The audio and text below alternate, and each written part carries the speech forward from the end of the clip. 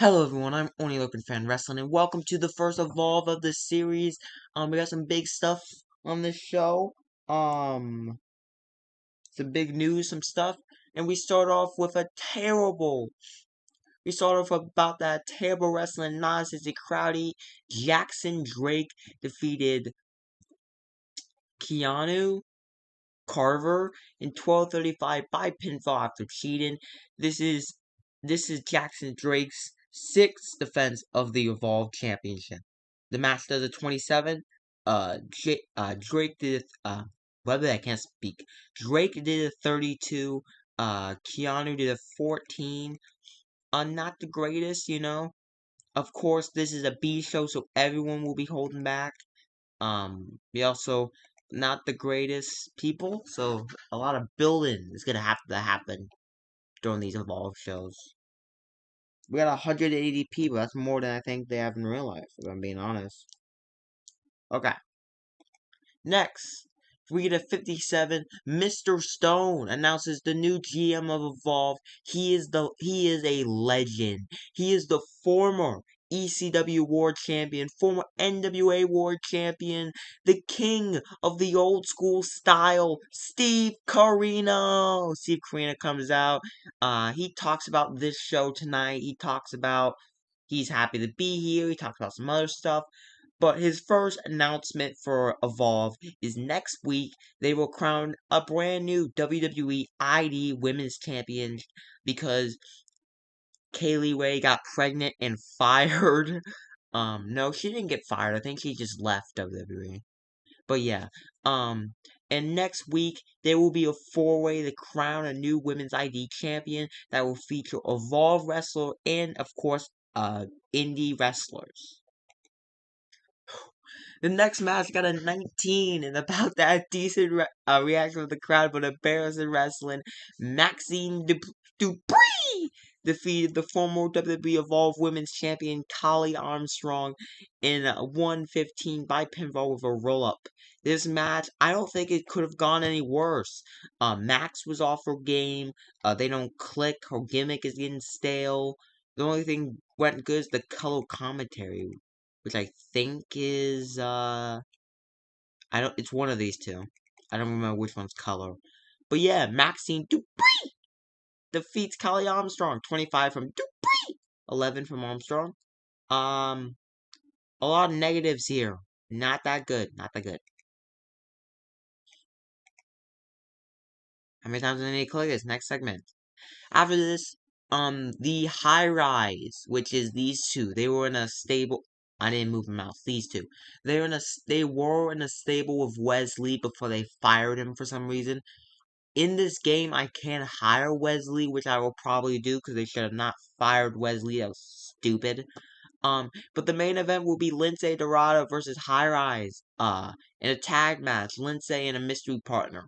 And they say that Lindsay is hopeless. He has no friends. He has no partner. He's just a dumb cat loser.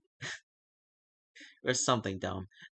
They say, Lindsay, you're dead. You're gonna die. In the main event, we're just gonna kill you. It's gonna be a handicap match. It's gonna be a fun time for us. And then the 32, we get we get debuts of these two boys,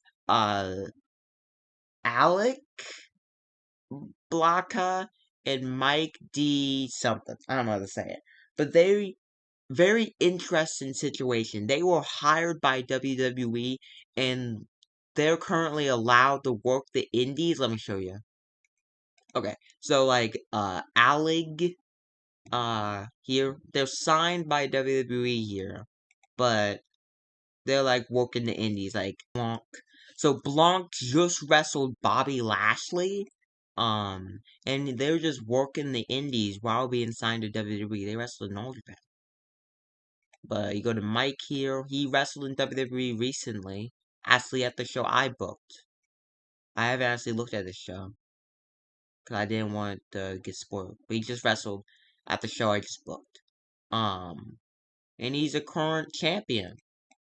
He's the or did they vacate his title? No, that was a while ago. No, he just lost it here. I'm blind. But yeah, they're just allowed to work the indies. But yeah, yeah. They're allowed to work the indies, and they got signed by WWE, and this is their debut. Apparently, Blanc, they unmasked him and called him by his real name. I didn't like that, and I didn't know how to pronounce his last name, so I just did his first name, Cyril, and just put it Blanc, and Mike D. Rubber. That's not how you say it. I remember how to say it. I just forgot. If that's his real name, I couldn't think of any other name, so he's just gonna go into that. But they're having their debut. It gets a 42 in about that subpar wrestling and Nas and Crowdy. Cyril and Mike D defeated Timothy Thatcher and Harlem Lewis in 9:48 when Cyril rolled up Harlem and got the win. Timothy carried with a 60. Him and Lewis have great chemistry. Cyril did a 36. Mike D did a 30.